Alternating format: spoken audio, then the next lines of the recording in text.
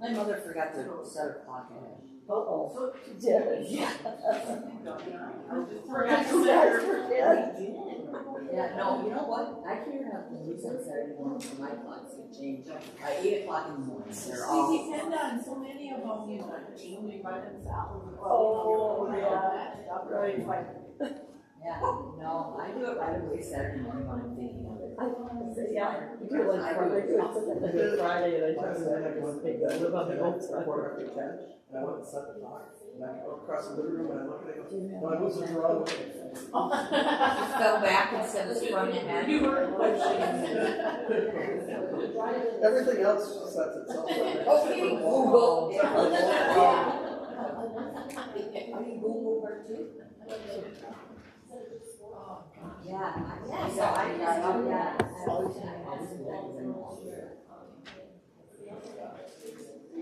I'm glad it's not a Sunday night anymore.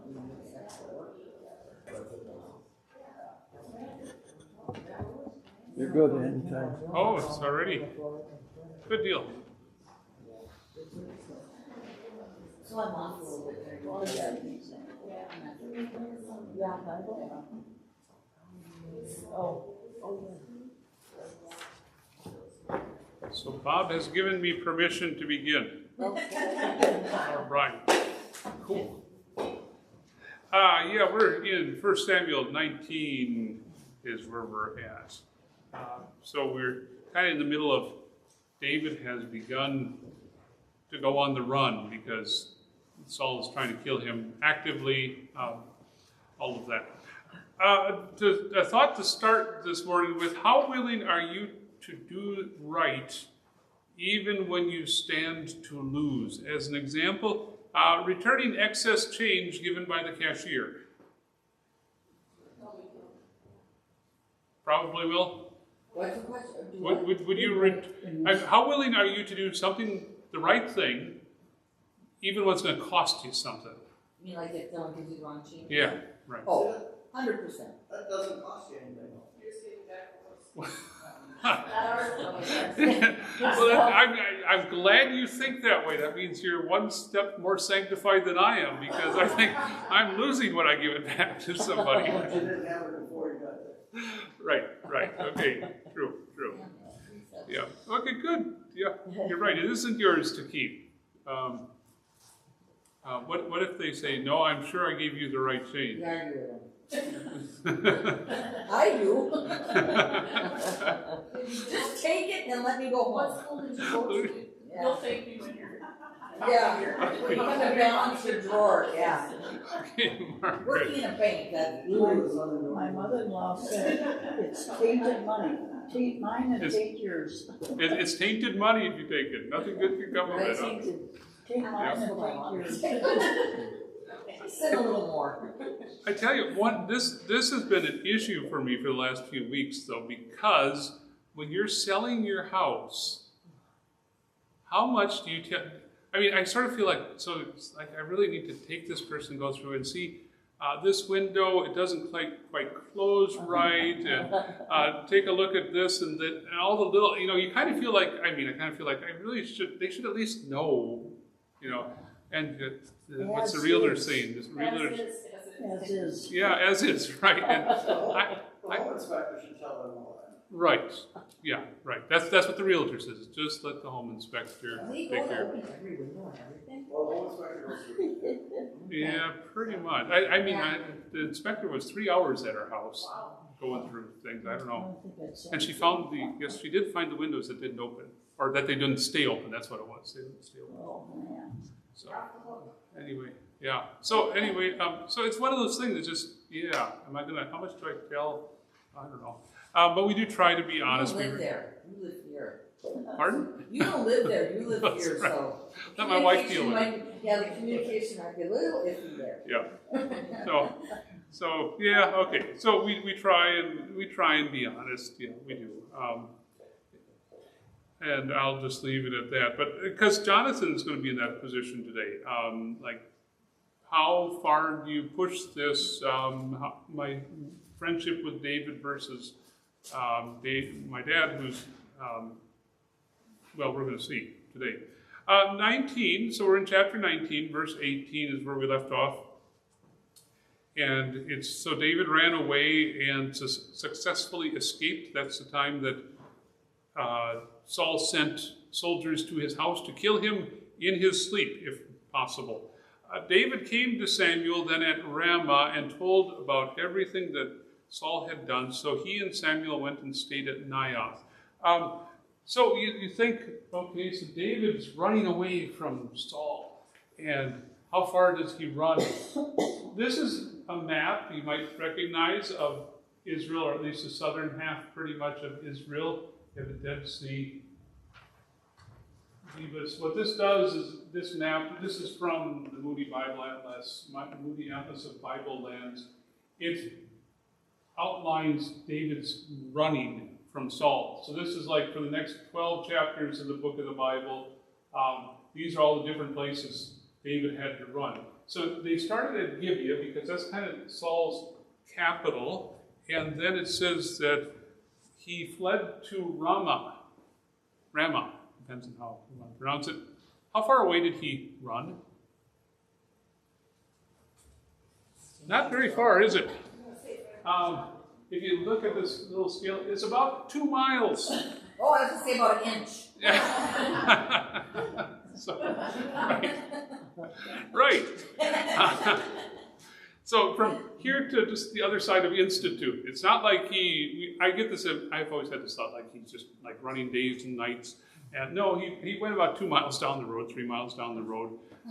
That's how close Saul was to Samuel, the prophet. And it is interesting, remember, last time Samuel and Saul clashed, it said Samuel never went to go see the king again, just 3 miles down the road. It wasn't like it was over in South Dakota or something like that.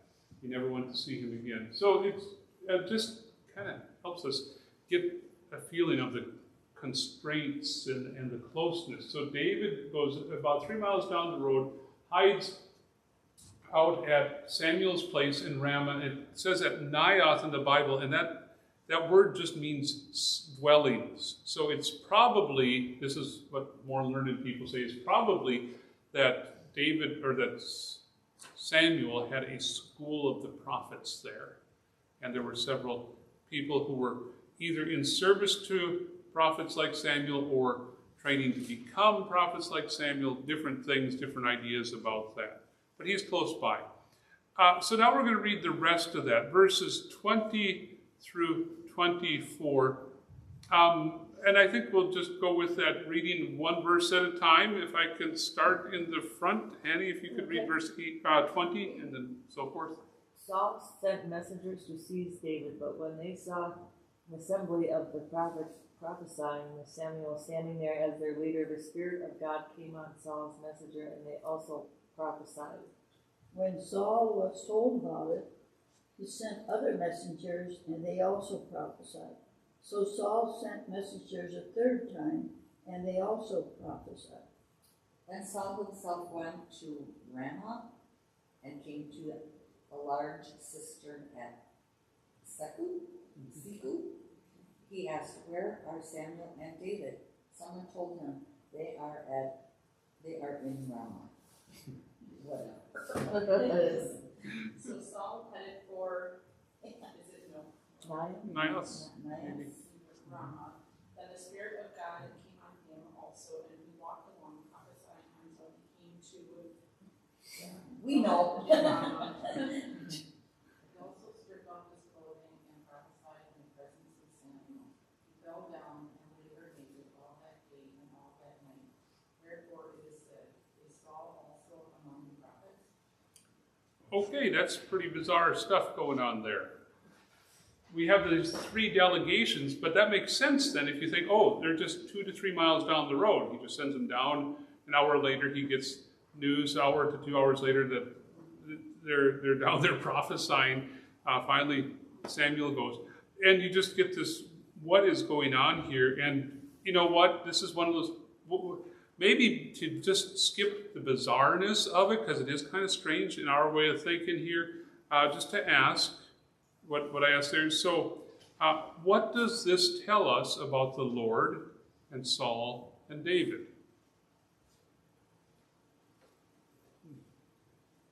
What does this tell us about the Lord and Saul and David? They were in accord. They were what? They were in accord. Okay, with Samuel is they're on the Lord's side. Yep.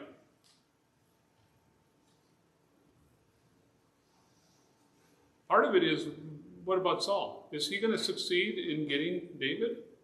No.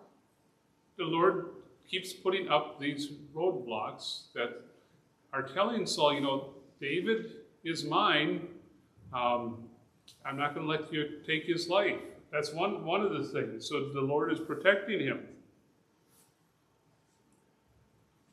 Another thing might be the Lord is kind of warning Saul too. It's not just a protection of David, but it's also a warning to Saul. This is another instance of where Saul should be looking at the situation thinking, this is the Lord keeping me from doing what I want to do. I should be listening to the Lord.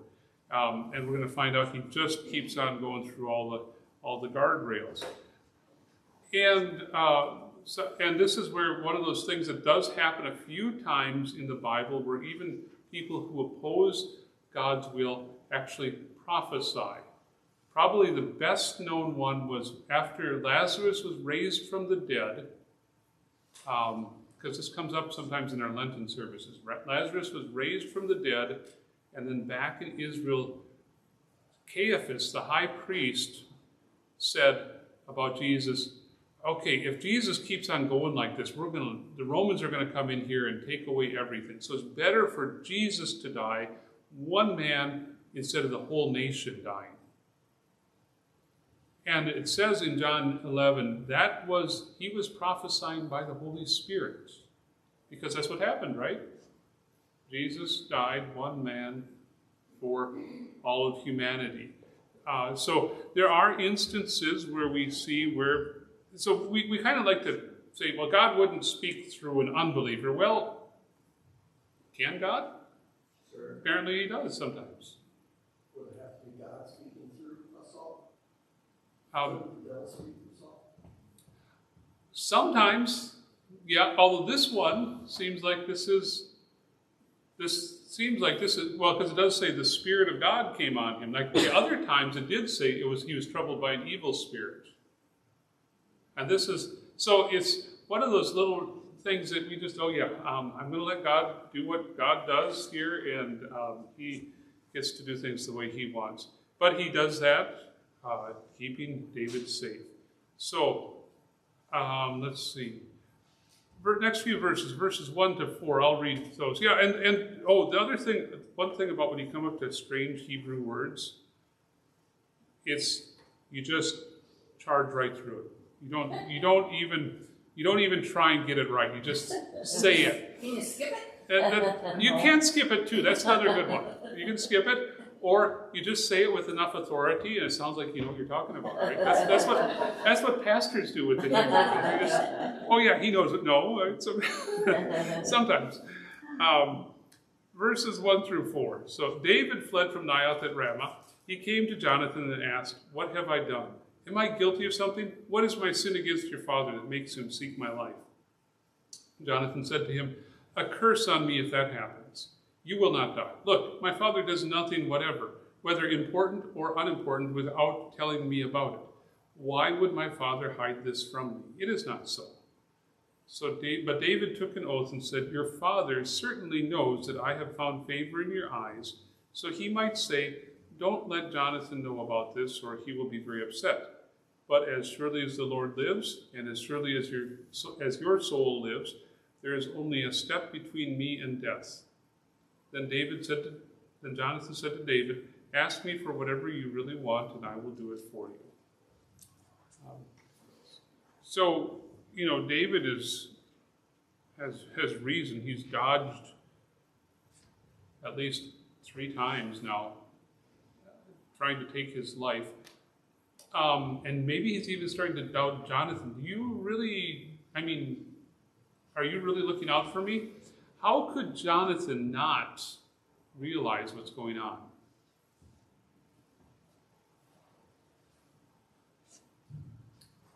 Because he apparently doesn't realize what's going on. Well, his blind love for his father. He has, we see it. Sometimes it happens. Respect for one close to you sometimes blinds you to that. That's one of the things. Yeah. On the other hand, what has Saul been doing? He knows David and Jonathan are friends, so I'm going to keep as much of this away from Saul as I can, or from David as I can. The previous chapter, in the previous chapter, Jonathan had also reconciled them. Remember, he knew there was this friction, and then he said, "Oh, hey, Dad, David has helped you so much. Why don't you get reconciled with him?" And they did. So there's a lot of things that Jonathan here probably doesn't realize. He's thinking, David, you're just worried. Don't be so stressed out. And then verse 4 is interesting, because that's where I'm really going with this, is verse 4. Tell me about verse 4. Then Jonathan said to David, ask me for whatever you really want, and I will do it. That's friendship, right? Yeah. It says, I think you're being irrational, but you know what? I'm going to help you. Of course, it turns out that David was right and Jonathan was wrong, but we do sometimes find ourselves in this place. He is going to do what he can to put his friend at ease. Then we get to the next, so David, in the next several verses, is going to kind of say, okay, well, let's do it this way, and we'll see if you are right, if you, Jonathan, are right, or if I am right. And he talks about the new moon. Now, I'm not going to read all of it. On the back side there, on the bottom, if you like the sort of thing where you get into a lot of the customs and archaeology of the Old Testament in particular, but also the New Testament, this would be of interest. So the new moon celebration actually comes up several times. You'll hear that. It's probably a little bit familiar. You've heard of that. The people of Israel, they had a calendar that went by months. The months went by the moon. They didn't have like every, January 31, what was it, 31, 30, 31, 30, 31, 30, 31, 31, and, do the knuckle thing and figure out how many days this month has, January, February, so forth. I don't know if you ever did that one, but someone, I don't know. I don't know where I learned that one. This will tell you right here.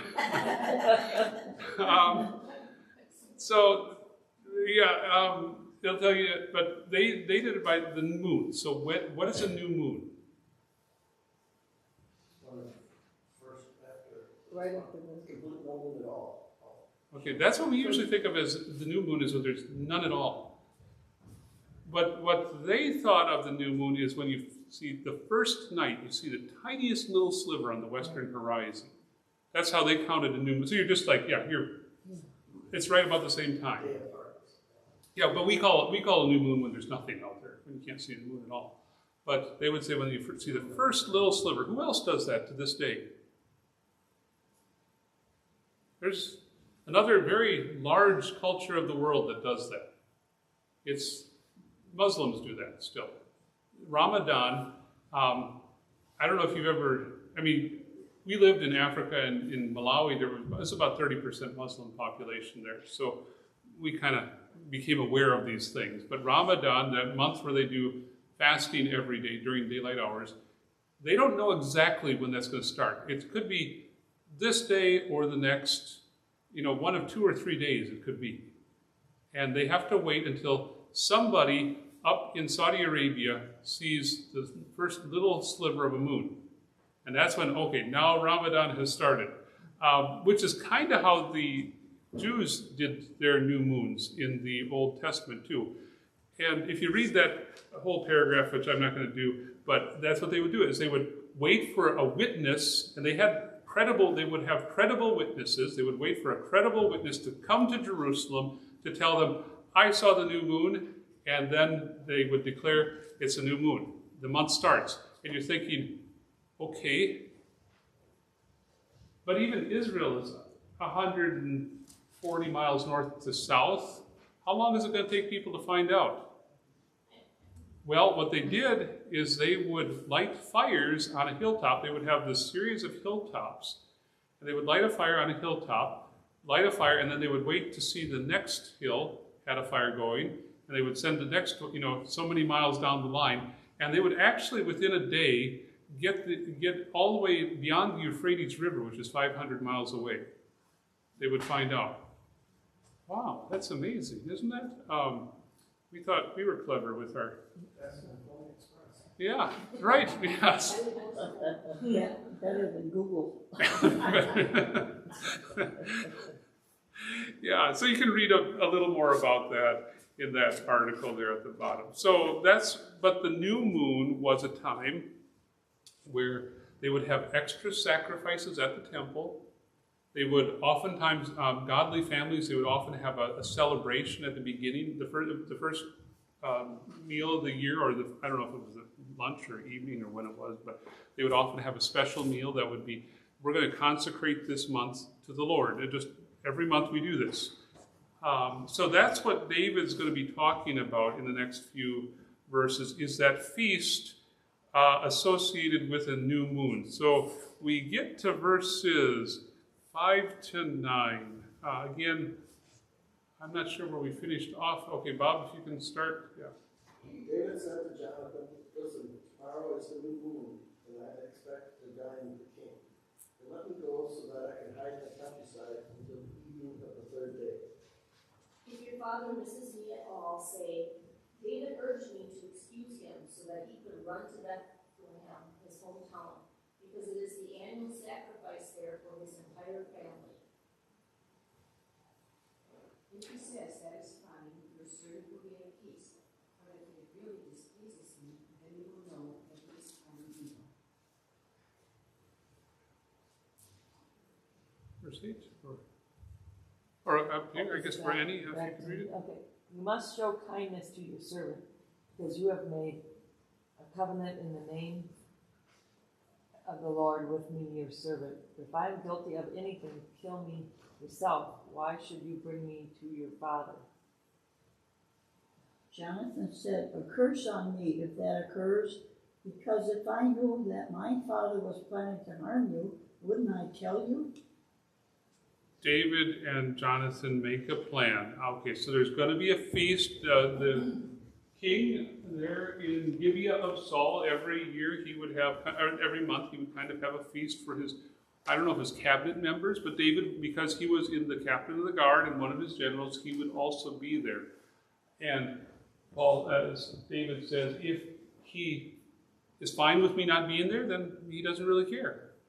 But if he does mind, if he's upset that I'm not there, then he's after me. One of the questions I did ask in verse 5 is, let's see, well, not verse 5, I don't know if it's really one specific verse or another. Let's see, I guess it's verse 6. David urged me to excuse him so that he could run to Bethlehem, his hometown, because it's the annual sacrifice for his entire family. So they're setting up, is that untruthful? Is that a lie or not? They're like setting up a trap. It's still a lie. Okay. Well, maybe his family was doing the thing, but not that he would have to be there, but. I don't have an answer for this question. Is this right or wrong? I think for them it was right.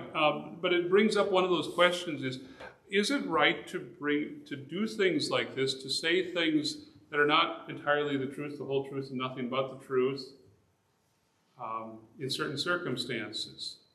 And because there are times like this where you have to find out what is the truth, and that's one reason I could never be an undercover cop.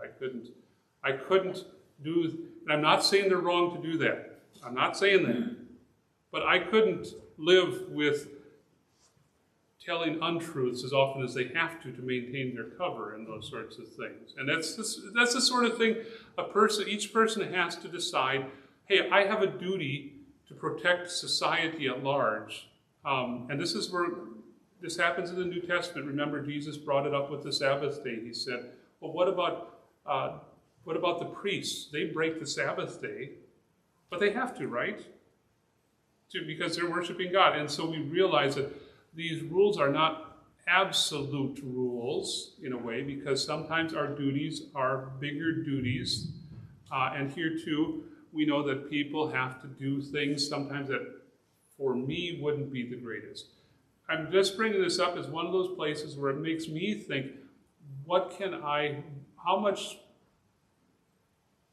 speak something that's not entirely true for a bigger good?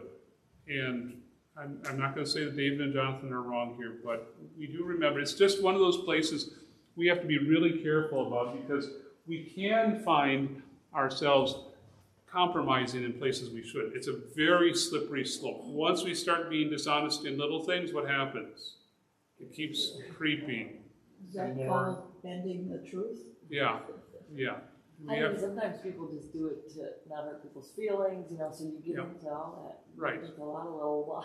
Right, and is that wrong or not? Right. Well, yeah, and every time, and you really have to do that. You have to do the mental checklist. Is this serving a bigger good that God does want me to do? Right. And sometimes, yeah. But we should, every single time, we should double check that. How important is truth to God? Well, I have a couple Bible passages there. Psalm 31, it says, into your hand I commit my spirit. You have redeemed me, O Lord, the God of truth. One of the names of God in the Bible is the God of truth. It's that important to God. We don't have provisions like, you can tell people who are Christians you should tell the truth to, but other people you can tell lies to. No, we don't. No, He's the God of truth. Another is in Hebrews 6. This is one of those trick questions I'll ask catechism class. Is there anything God can't do? He can't lie. He can't lie. That's the one thing. He can't lie. The truth is that important to God. He won't lie. Leviticus, it says, be holy because I, the Lord your God, am holy. And then he gives all these laws, and one of them is do not lie, do not deceive one another. So truth is important to God. We come to, like David and Jonathan here, they are trying to figure out what's the truth about Saul's intentions, and that's fine and well, but we always want to be careful around that. We're going to come back to the PowerPoint a little bit later, but I'm going to put that to sleep for now. So they figure out a way to figure out if Saul wants to kill David or not. Verses 10 through 17. Okay, yeah, continue. Please. Then David said to Jonathan, who will tell me if your father gives you a harsh response? Jonathan said to David, come, let's go out into the field. And so the two of them went out into the field. Jonathan said to David, I swear by the Lord, the God of Israel, about this time tomorrow or the day after, when I have tested my father to see if he is favorably inclined for David, I will send word to you so that you hear about it. And the Lord punished Jonathan severely and dealt with if my father is planning to harm you, and I do not disclose it to you and send you on your way, so that you may go in peace. May the Lord be with you as he has been with my father. You must show the mercy of the Lord to me, not only while I am still alive, so that I do not die, but you must also not cut off your mercy from my house forever. No, not even when the Lord has cut off every one of the enemies of David from the face of the earth. So Jonathan made a covenant with the house of David, saying, may the Lord demand an accounting from David's enemies. Then Jonathan and David would keep the oath, because of the love that he had for him. For he loved him as he loved his own son. So Jonathan meets his friend's needs. He says, okay, if you need this to be comfortable in this situation, I will do this. And one of the things he did, though, he also said, and David, you're going to promise that you don't kill off my family. Because this was what they usually did in the ancient Middle East. Especially when there was a new dynasty, they would do this. They would kill off anybody else who could possibly claim to be king. Jonathan says, and David, apparently Jonathan knows that David is going to be king. He says, well, when you get to be king, don't kill off my descendants. And we're going to see, not this time, but when we get to later in life, David was very faithful to that. He remembered that for decades into the future. In Jonathan's verse, I guess verse 12, one little detail to notice, Jonathan said to David in verse 12, I swear by the Lord, the God of Israel. So what is the difference between God and the Lord in the Bible? Lord in all caps. Yeah, the Lord in all caps, right. That one. Which means Covenant God? He's the covenant God. He's the one who appeared to Moses. Moses said, who shall I send?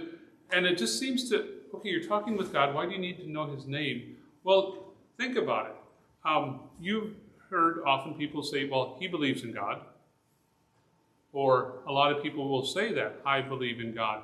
But the question is, who's the God you believe in? Is he just, you believe there's something out there? Do you believe he's the one who actually made us? Do you believe he's the one who has a right to tell us what to do? Do you believe he's the God the triune God, the Son coming to earth to die for us? People use that a lot of times to kind of cloud the issue. What do I mean when I say believe in God? And same thing in the ancient world. I believe in God meant what? If you were an Egyptian. Well, they had all those temples down in Egypt. Egyptian gods. Right. They had dozens of the Egyptian gods. They could say, yeah, I believe in God. The Babylonians could too. Of course, their gods were totally different than the Egyptian gods. And that's where the Lord is the special name for the God of Israel. Just like Jonathan said there.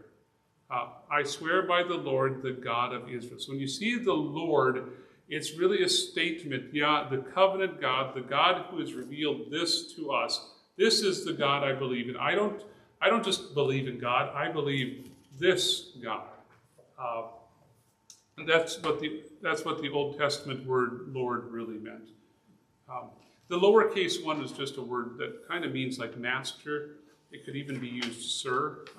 It's a more generic word. Okay, but they make an oath. Now, here's a plan. I'm going to read this next 4 or 5 verses here in 18 to 23, just to kind of... So, they're going to say, here's the signal. Jonathan said to him in verse 18, tomorrow is the new moon, and you will be missed, because your seat will be empty. On the 3rd day, go down quickly to the place where you hid on the previous occasion, and stay by the stone named Ezel. I will shoot 3 arrows off to the side of it, as if I were shooting at a target. I will send the boy out and say, go and find the arrows. If I yell to the boy, hey, the arrows are closer, this way, come and pick them up, then you can come to me because you are safe, and as the Lord lives, there's no danger. So they have secret signs. Verse 21. You, David, should do what? You should stay here if I tell the boy to do what? This is where I wish I had a blackboard. It helps a little bit to illustrate this. So he's shooting arrows, bing, out there. He has a servant boy because he's the son of the king, right? So he has this little boy who just goes out there and gets the arrows. The boy gets the arrows, and then he says, look, the arrows are where? Closer. Oh, come. Then he knows the boy can come close. David, you can also come closer. Verse 22. But if I yell to the boy, hey, the arrows are farther out, then go on your way, for the Lord has sent you away. So David should run away if the boy has to go fetch the arrows far away. Concerning this matter that you and I have spoken about, the Lord stands as a witness between you and me forever. So they have secret signs. Why do they need secret signs? Only they know what's going on. Yeah. Does the boy know? No. He's not even going to know. Even the boy's not. It's only the two of them. Because with Saul, and we really see the extent that Jonathan says, okay, I'll go along with this. I don't think my dad's trying to kill you, but okay, I'll do all of this for you. 24 to 26.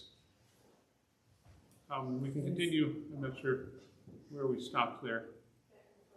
Okay, it's back to the front. Okay. So David hid in the countryside. When the new moon came, the king sat down to eat his meal. The king sat at his usual seat next to the wall. Jonathan was across from him. And Abner sat next to Saul, but David's place was empty. Nevertheless, Saul did not say anything that day, since he thought something has happened to him to make him ceremonially unclean. That's what it is. He must be unclean. I just put through in there, okay, so it wasn't a reference to Mr. Goggins there. No problem, Bob. It's just something we said in our house. It's like when everything's, yeah, no problem, Bob. Just go ahead. And that's what he does the first day, right? Saul just says, okay, he's not there. No big deal. Next day, 27 to 33. We'll keep on reading. On the day after the new moon, the second day of the month, David's place was still empty. So Saul asked his son Jonathan, why didn't the son of Jesse come to the meal either yesterday or today? Jonathan answered Saul, David begged me for permission to go to Bethlehem. He said, please let me go, because my family has a sacrifice in the city. My brother has ordered me to be there. Now, if I have found favor in your eyes, please excuse me so I can go and see my brothers. That is why he has not come to the king's table. Then Saul's anger burned against Jonathan, and he said to him, you son of a perverted, unfaithful woman, don't I know that you have chosen the son of Jesse to your own shame and to the shame of your mother's nakedness? For as long as the son of Jesse lives on this earth, you will not be established, nor will your kingship. So send for him and bring him to me, because he must surely die. Jonathan answered his father Saul, why should he be put to death? What has he done? Saul threw his spear at him to hit him, so Jonathan knew that his father was determined to put David to death. Yeah, wow. So now we see how intent he is. He has just gone completely mad with just about insanity in his jealousy for his kingdom. So Jonathan cannot doubt. What is kind of strange there, and not strange, noble, is Jonathan answered his father, why should he be put to death? So even though his father is attacking him, whom is Jonathan defending?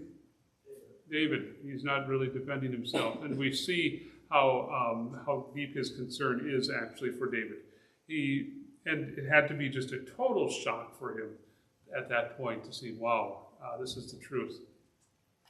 Verse 34, Jonathan got up from the table in fierce anger, and he ate no food on the second day of the month, for he grieved for David because his father had treated David so shamefully. So what was supposed to be a day of feasting has turned into fasting for Jonathan. He is in sorrow over what is happening in his family. I just wanted to write, sometimes people have asked me, so tell me about Africa a little bit. And what do I tell you about it? It's the whole world over there that's different. One of the things is just this whole respect and honor.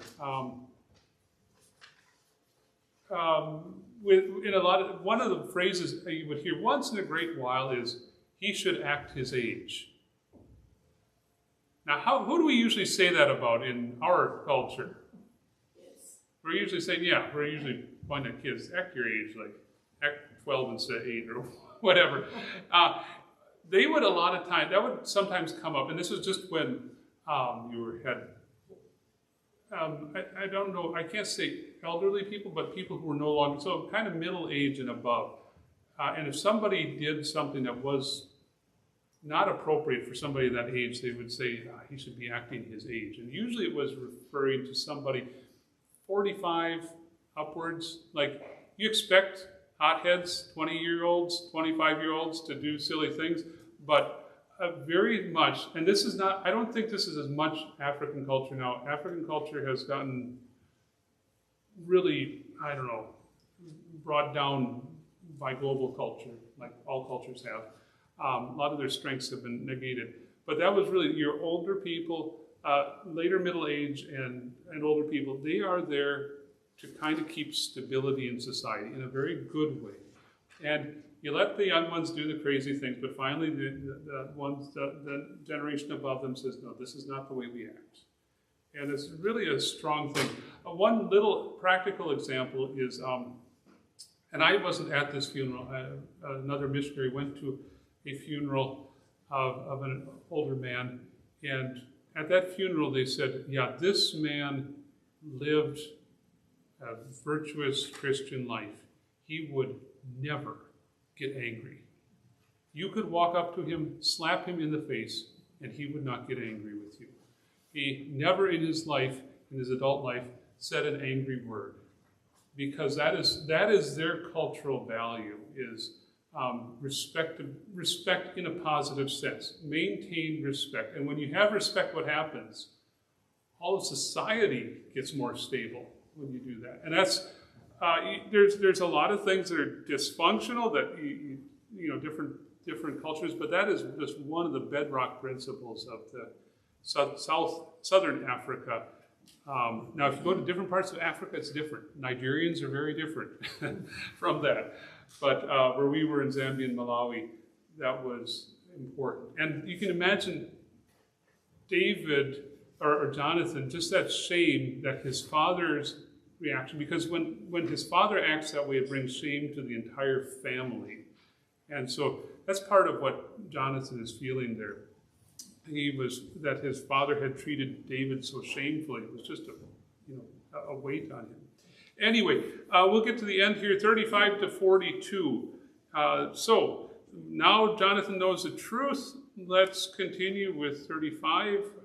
Yeah, I think there's Margaret in front. Saul threw his spear to Next one, 35. In the morning, Jonathan went into the field at the time he had set with David. He took a young servant boy with him. He said to his boy, run out and find the arrows that I shoot. As the boy ran, Jonathan shot an arrow beyond him. When the boy reached the area where Jonathan's arrow had landed, Jonathan yelled to the boy, isn't the arrow farther out from you?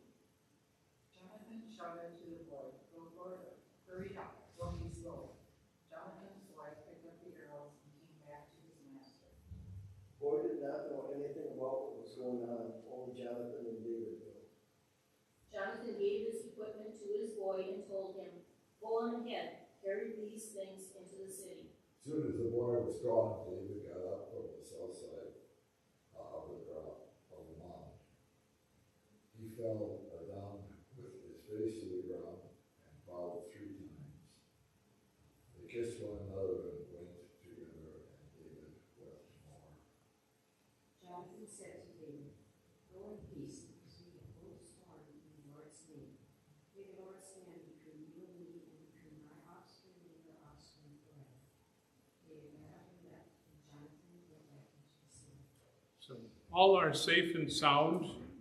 They were even able to speak in person, which they didn't maybe expect to happen, but they were able to, and they bid farewell. They would see each other, from what we know, just one more time after this. This was pretty much their second last time to see each other. So what does God want us to take away from this chapter? I think one of the things that we've seen is God's care and providence. He is keeping David safe. And I do have one 5-minute thing I want to show you here at the end, just so you know. And that's why I'm kind of going through this quickly. And another thing is godly concern for each other. So, just think about these things. Who acts on behalf of another? Who loses something in this chapter? Who is always assuming the best? Who loses a kingdom? Who shows his faith and trust in God? Who defends his friend? The answer to every one of those is Jonathan. You know, I often think of this is about David, but this is a place where this is really about Jonathan displaying what a follower of the Lord looks like. And he said that he used his name, in verses 12 to 16, he used his name 6 times. The covenant God of Israel is his God. That's speaking of Jonathan. True of David, but this is highlighted in Jonathan and his concern for him. I do have one thing that I wanted to bring up here at the end. It's about a 5-minute video cut.